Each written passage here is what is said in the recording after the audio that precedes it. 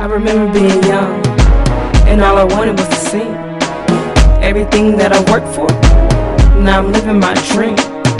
But who are you, they ask? I am Chloeé. Back to Coffee with Chloe. Whether it's your first time, your second time, or your last time checking in, appreciate the love. Thanks for all the support, especially on my first episode last week. And speaking about that first episode, I got my guy Isaac back here today. Obviously, we're going to talk about this Super Bowl that last Sunday. We had us a nice little Super Bowl party. Isaac came through. Everybody else came through. She just got me on here to get these jokes off. I mean, we got to talk about the game because Isaac came on last week in front of all these people, 100% Rams winning.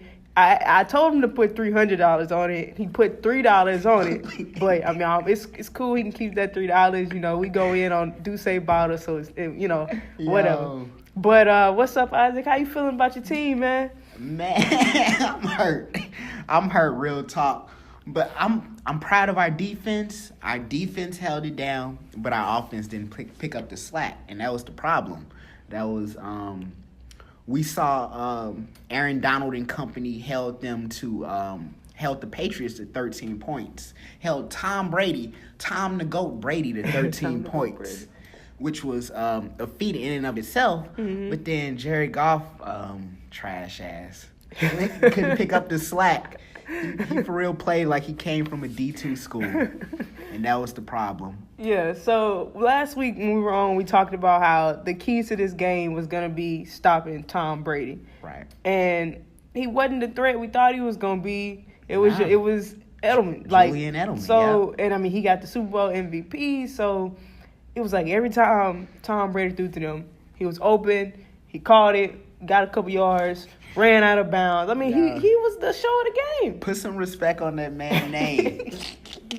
I should be looking in the mirror and saying that. I don't think neither one of us mentioned him last week. We didn't. Gronk. We talked about Gronk. Yeah. And he really, I mean, he had a couple big plays and yeah. I mean, he's huge, so it's hard to tackle a guy, but he wasn't to the caliber that I thought. He wasn't the dominant thing about the offense. Right. Yeah. I'm disappointed in our Pro Bowl cornerback Marcus Peters. I love his swagger, but he didn't bring that energy to the Super Bowl, and that was the problem. Roby Coleman, they couldn't do nothing with Julian Edelman. He was killing them in that slot, and that was the problem. I don't think anyone could have predicted that. Yeah, I don't think so either. But I mean, honestly, I don't think anyone would have predicted that the game up until, the fourth quarter was going to be 3-0. Yeah. I mean, how many Super Bowls you score? One team scores one field goal for a majority of the game, and the Rams were in it. For most of the game, it's 3-0. That's a field goal. I was talking bad stuff too. I was out here. I was out here ready. I was ready to get up and get in y'all faces, but my offense couldn't come through for me. If anything, who was our MVP? The punter, Johnny Hecker. I mean, he would have had to been the person to win the MVP. If the Rams won, he had to be MVP because nobody else did anything. That's a punter. Although Johnny Hecker is the best punter in the NFL, I want to point that out. But that's crazy. And then the Rams finally did, score that field goal. And everybody thought it was gonna miss, at least at my Super Bowl party. We were, except for you. Yep, I was out here. We were like, it was 50, 53 maybe? Yeah, and I told y'all to put some respect on Greg the Leg's name. And Legatron. Yeah, and it went in. So I'm like, all right, the game is gonna go to overtime, 3-3. Then the touchdown happens. Then your boy with the interception, they were like 10 yards away from the touchdown. Easily would have tied the game up. Easily, you know what I'm saying? That was I don't know. It was. But, yeah, my critique has been with Jared Goff literally throughout the season. He plays incredible in games that don't matter. Mm-hmm. But then when we get to games that matter, so when we play against winning teams, like he was trash against the Cowboys during the season, the Eagles during the season, the Saints during the season, but then he want to dominate, get 400 yards against teams that are below 500. Right. That's not gonna cut it in the NFL. It's not gonna cut it. But I mean, honestly, to me, this was the most boring Super Bowl I had ever seen. Like, I mean, it was just, it was boring. I agree. The only thing that was interesting about our Super Bowl was our commentary during the Super Bowl.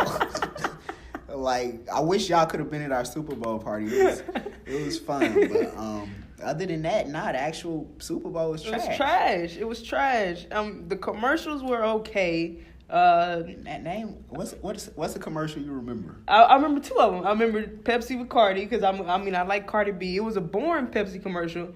Beyonce has the best Pepsi commercial to this day, in my opinion. I agree. So Cardi's was kind of boring, but I do remember that one. And then the NFL one when they were all like, that was the best one. That was, and it's an NFL commercial. Yeah. But I mean, when I'm gonna talk about the halftime show in a minute, but I know one thing at Super Bowl party we were all talking about is how the NFL tried to incorporate like all this civil rights stuff, and they had nobody wanted to see that. Nobody had Dr. King's kids at the coin toss. Yeah, they had that. Then they were like going around in the community doing a couple videos, but it's like my guy Cap does not have a job, and here y'all are in Atlanta. Nobody want to see that. Yeah, like it's fraud. It's fraudulent. You're being a fraud. But that's the NFL. And that's the NFL. Yeah, I don't know. That was trash to me. But that's what I get for watching the Super Bowl and supporting it anyway. To be honest with you, no, I was right there with you. All of us were. Yeah. It was at the end of the day, it was a nice get together at my place. We had some good food, some good alcohol. Big shout out to Matthew for bringing all the bottles. He brought a case. He brought a case. That nobody touched. When the dude said was going, he left me, and he had some coffee Patron. This has nothing to do with this podcast episode, but we're gonna talk about it. This coffee Patron. No, it was chocolate. No, he didn't get the chocolate one. He couldn't find it, so he got coffee. Well, that was good though. Yeah. It was nice. So we had us a nice little get together or whatever. So I mean, if that's the best thing that came out of Super Bowl, it's just the best thing. I'm not complaining.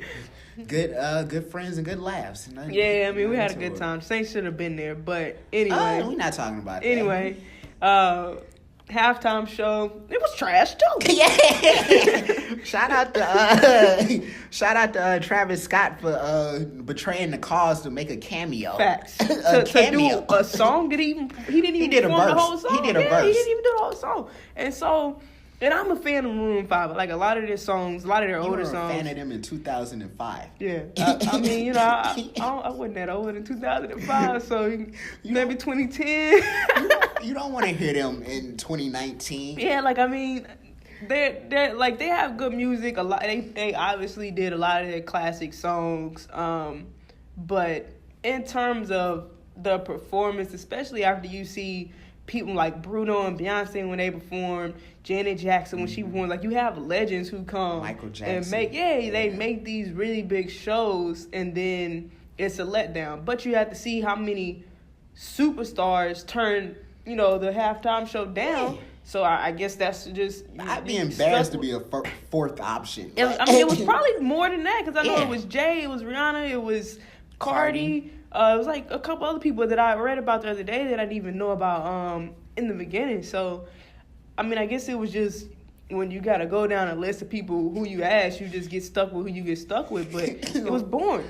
Maroon 5 and featuring Travis Scott. For a verse, and I mean, I guess that's his most popular song out right now.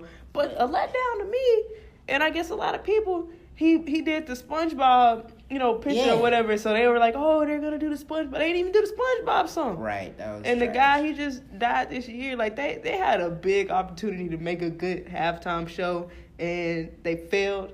It was just, I don't know. Like, I don't even want to watch Super Bowl next year. If the Cowboys not in the Super Bowl next year, I'm not watching it. You won't have to worry about that. They're not going to be in the Super Bowl next year. You don't have to worry about that. That's cool. But, anyway. Wait, so, let me ask you this. Do you think participating help Travis Scott in any way? Like, did it help his image? Hell no. Okay, No. I'm glad we're on the same page with that. Or Big Boy. Why did Big Boy? I forgot he even performed. First of all, how is Big Boy on the show, the halftime show, without Andre? And then he performed like it was all. And I have different listeners, so I don't want nobody to take this the wrong way. But Big Boy is obviously somebody who's big in the black community. Yeah. So most of the people in the audience for the show were not black. Yeah, they didn't even know. They didn't know the lyrics for the song. They was for real there nodding their heads. Yeah. Like. So I mean, like Big Boy. I mean, I'm disappointed in Big Boy, to be honest. He too old for that. He's too old. Yeah, I agree. I don't think that did anything for his career. It didn't. The same with Travis Scott. If you was listening to Travis Scott before, you still gonna listen to him. If you didn't know who he was before, you still won't know who he was. Yeah, I mean, I wasn't listening to him before, and I'm not gonna go listen to him now because of the Super Bowl. Right, especially trash ass verse. Especially now, out there, people calling you a sellout for even perform. Like, nah, I'm good. I'm good on that. But since we're obviously already talking about music, let's shift gears real quick. I know you went to a concert last night, so what's up with that? Nah, so I went and saw Boss last night. Boss signed to Dreamville under J. Cole. It was an incredible show. He performed here at the Food Bar here in St. Louis. He had, excuse me, he had a few opening acts with him, but the show was incredible. Chloe, when I tell you, I forgot how much I love these like small, intimate concerts until you actually in there. In there, yeah. Like that shit was dope. It was beautiful. No, because the thing I like about them small concerts, you see like these newer artists who people don't know, and they're like still hungry, and you can feel it. Like when you look out into the crowd, people don't know your lyrics, so you gotta like come with the energy to make them. Participate, and so I really love that aspect of it. Besides Boss, my favorite artist there was Internet James. He was super dope. He's from Cali. He put on about a 15-minute set. I really enjoyed that. Of course, Boss killed it. I think Boss is underrated, low. I was thinking about this last night. So the venue was pretty packed. It was a good turnout, and like everybody in there knew his stuff. Lyrics. Yeah. And I ain't know Boss. I didn't realize Boss was out here like that. I've seen Boss a couple times, but this was my first time seeing like him perform with that energy, and I loved it. That's what's up. And then I talked to you yesterday, and you said you've been heavy on Future.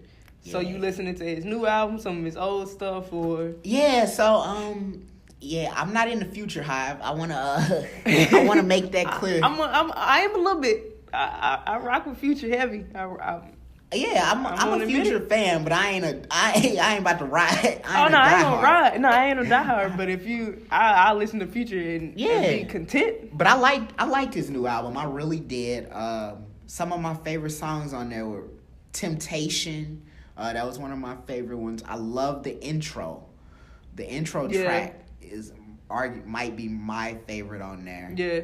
Let me give you another one. Crazy But True is another good one. Yeah. So, but I think overall it's a dope project. The Wizard. That's the project. He makes good music. Andre 3000 was doing an interview with somebody asked him about Future, and he gave him his props. I don't even remember exactly what he said, but he said something along the lines of like Thug soul music. I mean, so I don't remember exactly. Future got a lot of kids out here in the game, in the rap game. Yeah. So I mean, I like him. I know people talk bad about Future, and they're like, oh, he's like a woman basher. He got all these kids. He don't take care of them. He's messing with all these women. My thing with Future is, granted, is he wrong for doing all that stuff? In my personal opinion, yeah, like if you're gonna have kids, have them. But as long as Future's not out here like on some R. Kelly shit and like abusing people and stuff like that, and I hope 20 years from now I don't get that kind of information, because I would hate to take Future off my playlist. Right. But as of right now, I'm rocking with Future. So how you feel about his backlash and stuff he be getting on? I mean, it's rightfully so. The majority of it, like, well, one, I think we've had this conversation before. As a grown man, I don't see how you fight on social media. Like, I don't, Yeah. Or we gonna get into some fighting on social media. like, I don't understand that. Like, especially if you're successful in your career, you shouldn't have time for that. Yeah. But so my thing, I don't like Future bashing Russell Wilson. Like, yeah, Russell I hate Wilson that. ain't, Like, he's taking care of your son. He's taking care of the woman who you didn't want to be with. Like, and he not even responding. Like, Yeah. that's how big Russell Wilson not even paying you no mind. and I mean, I'm pretty sure Russell making more money.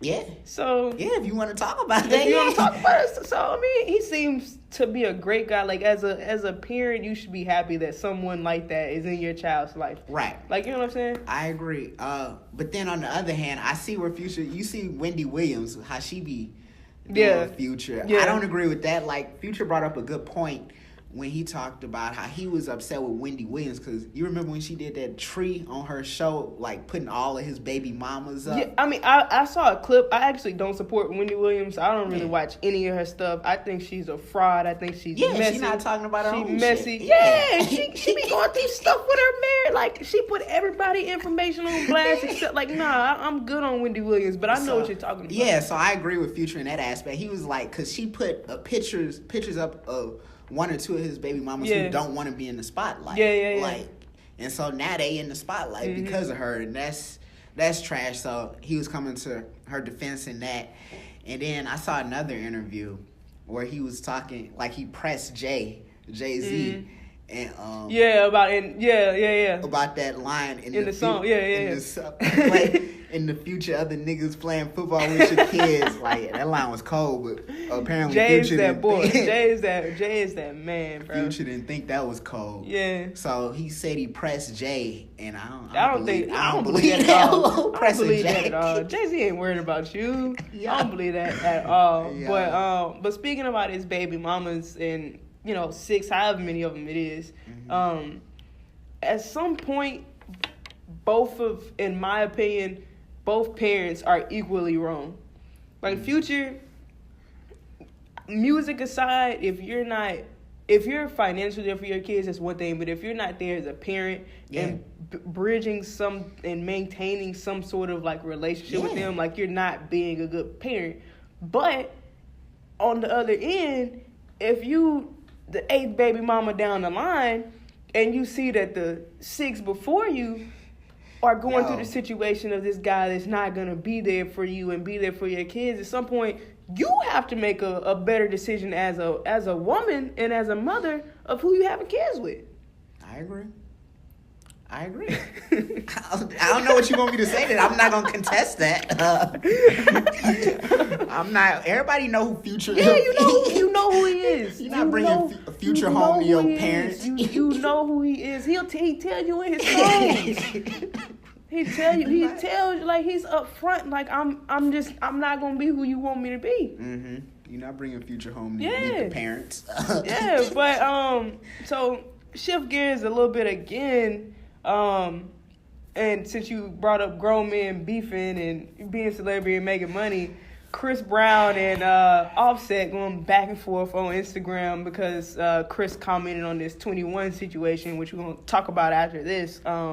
But to be honest, and I hate to say this, I honestly hate to say this, I'm on Chris Brown's side.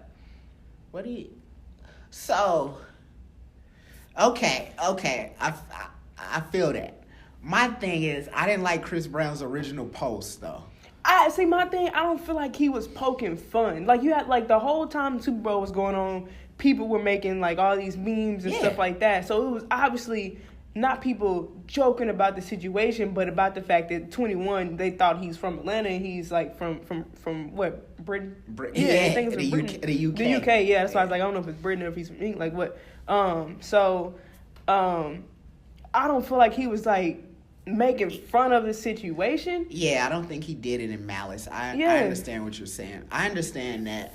But then I do understand the argument where people are like, you shouldn't be making light of this situation in the first place. But my thing is, if people can go on Twitter and talk about it and joke about it and it's funny, why can't Chris Brown do it? Like, they did that to Demi Lovato, and started, like, making crackhead jokes about her because, she went through, like, therapy and, like, rehab and stuff like that, and she, like, reposted one of the memes and, like, people were attacking her. So why is it that they're held to a higher standard, and it's okay for us to do it, but it's not okay for them to do. Like, they're people too, like, you know what I'm saying? And I mean, I don't know Chris Brown and 21's relationship, but I mean, if they're cool and he's not like making fun of you, because you don't know what's going on behind doors. Like, I mean, we know Jay-Z got his attorney, 21's attorney, to get him out. And if anybody's listening don't know who we're talking about, 21 Savage was I guess arrested by ICE. I don't know if they call it arrested, but he's like in custody because he doesn't have his visa or whatever to stay in America for the amount of time that he's been here.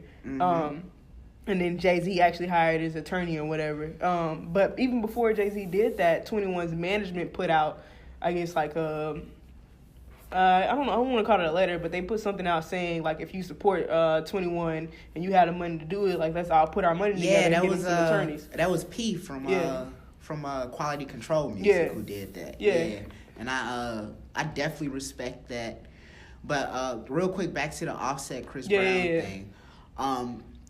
I agree with you in the aspect. Offset didn't need to put that on. Yeah, Instagram. And like that could have been you could have. You got. That was a text. Yeah, you got was a text message. If he's saying like you got my number, Chris Brown's like pull up and come to my house. Like, y'all too old to be DMing each other, posting DMs. You know what I'm saying? Posting stuff on, like, you too old, especially when it's something this serious, because all three y'all, 21, Offset, Chris Brown, y'all are all three black men.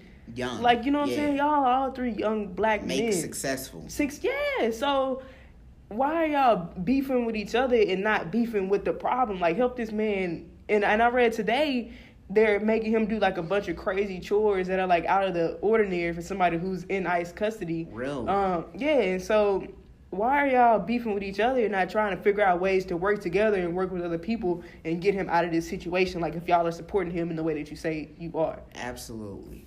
But real quick side note, I don't think Offset won't even smoke. No, I think he wasn't pulling out. I don't know. I mean, based on the DMs, Chris Brown keeps calling him scary and saying he won't pull up. I don't know if Offset won't pull up. He made a good point. Offset said something like, check my criminal background and check your criminal background.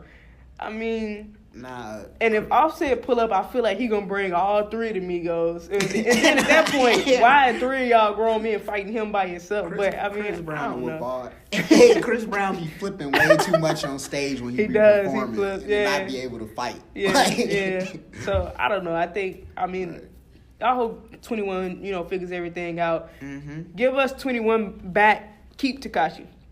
Yeah, I'm cool. I'm cool with it. It's no New York niggas in the room. I'm cool with that. I don't care if it was. I will openly say, leave this man in jail. He's not a good person. Like outside of whatever his charges are for this Rico situation. You got Rico. And he pled guilty. They call him on a snitch. So his minimum right now is like 47 years. So I mean, I don't know if he's gonna cut a deal, reduce that some type of way. He's definitely but he snitched. But before all that, he was out here abusing women. Like his baby mama, they have I think a little girl was on something today and saying how he was like sexually abusing her, like while they were together. Like he had already done it with the minor, so it's just like he's not a good person. Like, you're abusing people. Like, you should be in jail. My thing with him, I didn't like how he, and I know rappers do that, but I don't like it period. Like, they was making. Well, he was making light of the gang culture. Yeah. How you gonna try and go press YG and pull up on Chief Keef? Yeah, you hired somebody to shoot Chief Keef, and you snitched on yourself about it. So yeah, that's just bogus. Like, yeah, but it's trash. But go ahead with your song of the week. Okay. So my song of the week is. So earlier we talked about, I told you I went to that concert. So I'm going to give y'all a song of the week by Internet James, Memories. I'm going to have to check it out. I don't know the song, but I'm going to check it out. Yeah, it's pretty dope. Check out his catalog too. Mm-hmm. Like I like supporting up and coming artists. I think that's the wave, that's the future. Can't go wrong with that. I think he's going to be a problem in a few years. For real. Before I do my song of the week, I forgot to bring up one more thing about artists and arrested. Lil Baby was arrested last night. What's up with Atlanta right now? Yeah, Atlanta. What's going on? What's up? The Super Bowl happened in Atlanta and people just been acting up, I guess. But he was like speeding on the interstate, like racing. I mean, doing something crazy. But the police went up to his car like with their guns out on him. At least that's his side of the story. Yeah. So I don't know. It's just a lot of weird stuff I guess going on in the industry right now with black men and stuff. I don't know. But for my song of the week, I'm gonna do Kehlani, Nights Like Us, featuring Ty Dolla $ign. She's releasing her mixtape this month, my birthday month. Shout out to Kehlani, because that's my baby. Okay. Even though she's having a baby, that's my baby. Okay. So I'm gonna go with Nights Like This in support of her mixtape that's dropping this month. I'm a huge Kehlani fan. I like all her stuff. I like her stuff before she was mainstream. I like her. I like mixtape Kehlani. Like, people say mixtape Lani is better than mainstream Lani. So I'm super excited about this when it drops. Speaking of which, Ariana Grande, her name is Grande and not Grande. A lot of people say her last name wrong. I be saying Grande. Yeah, I did too until I heard her actually say her name. She dropped her album last night. I have not listened to it yet. But I know you were Ariana Grande. I'm not. So I'm honestly not, but I listened to some of her songs, and overall I will say that her quality of music and her albums are really well put together. So I wouldn't I don't know that I would go see her in concert type of fan, but in terms of listening to her music, she's a good artist, and I can't deny that. I can't take that away from her. Okay, I'm gonna need you to put me on for a good artist. Yeah, a lot of people, because a lot of people started listening to her because of that "Thank You Next" song, and then she dropped 7 Rings, so she's been dropping back to back hits, and so people are just now kind of getting on this wave. But if you go back and listen to some of her old stuff, I mean, she makes some good music, and I'm a real like R&B kind of. I don't be in my feelings. I just like love songs. Like if I'm listening to sad music, it's nothing wrong with me. I just like the music. You be mean mugging, you be mean nodding your head. Now that's when I'm probably on some Kevin Gates about mean mugging and nodding my head, because Kevin is my guy. But go ahead with your shoe of the week. Yeah, I got you. So my shoe of the week is the LeBron James 16s. Watch Thrones. That was gonna be my shoe of the week, but I'm gonna let you have it. I'm gonna let you have it. Because I had a that was my backup plan if I didn't do my first, so I'm gonna let you have it. But that shoe is fire. Yeah. So if you don't know the history behind that, so he came out with a LeBron James 9 Watch the Throne based off of the Jay-Z and Kanye West tour from 2011-2012, Watch the Throne, and so it's just a dope the silhouette. Shoe is fire. And so it's supposed to be coming out on All-Star Weekend, allegedly. Yeah, the shoe is fire. That was gonna be my backup shoe, and the only reason it was my backup shoe is because I was gonna do the LeBron 16 equality when we did when we did the original Super Bowl part 1. But I'm gonna go with it this week because the equality shoes for Black History Month, and it's Black History Month, so I'm gonna rock with that this week. But I will say the 16s, LeBron 16s, all of them have been fire. He's dropping the 16 lows sometime, and they're like all of them have been like the first one was the ones that were dedicated to Black women. They were engineered and made by Black women. They're like cream. I want them so bad, and I'm like on stock every single day trying to see like, I'm like trying to, and I've missed a couple of good prices on it. But like all like his the multicolored 16s are nice. The I'm King 16, like the 16s he been releasing heat. I like the style of the 16s. Well, his newer models in general better than because I like the newer ones better. He used to come out with some bulky and they're still heavy. So I got a couple of the 15s. That's when I actually started wearing LeBrons, and I need to go back because I like the 12s and like the 13s. I think I started liking them at the 12s, but I never bought them. I didn't start buying them into the 15s, but when I'm going back and looking at him, he's had good shoes after they got like out the bulky ones. They're still heavy on your feet. But the 15s were by far, some really good shoes. But the 16s, he been releasing some heat with the 16s. Yeah, I'm glad he got off of them military boot. And I'm not just saying this because I'm a Lakers fan. But I support his new shoes too. Yeah, and his social justice initiatives.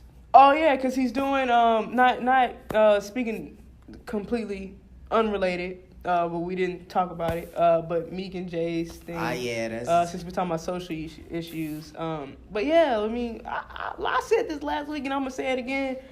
I'm a LeBron fan. I may not be a LeBron fan on the court. Not denying his athletic ability at all. He's one of the greatest, if not the greatest, whoever you argue with.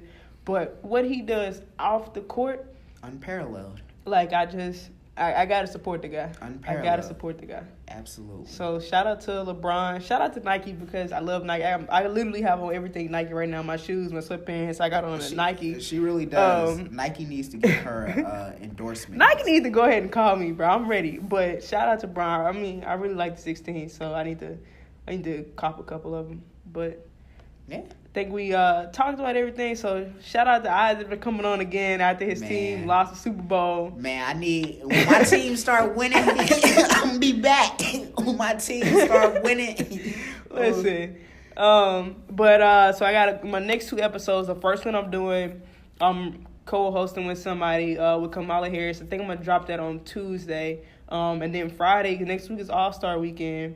So I got somebody coming on for that. So it's going to be pretty... Next couple episodes are going to be pretty fire. So I'm looking forward to that. But thanks again, Isaac, for coming on, being on the show. Thanks.